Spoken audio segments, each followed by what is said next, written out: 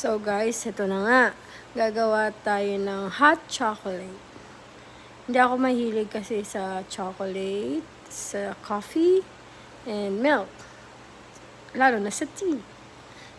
So ngayon, dahil nag-crave ako ng chocolate, gagawa tayo ng chocolate. Hot chocolate. This is how I make chocolate. So, yun. Nilagyan ko na ng chocolate, hot water. Siyempre, hahaluin natin yan. Wala, ganyan-ganyan lang. Hahaluin natin ng kutsara kasi may buo-buo pa sa baba. So, ayan na, haluin na natin yan. Hanggang sa tunaw na lahat ng buong chocolate na hindi pa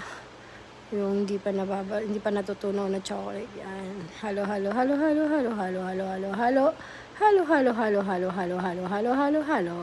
Ayan, nahalo na siya. So, ngayon, ayoko kasi ng pure lang na chocolate. So, lalagyan natin yan ng tadadadan.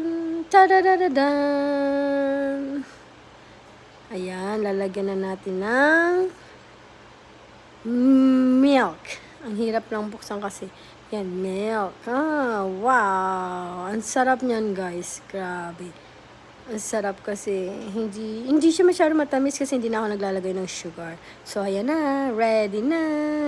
Di ko na hinalo yan. Pwede na yan. Tadadadan.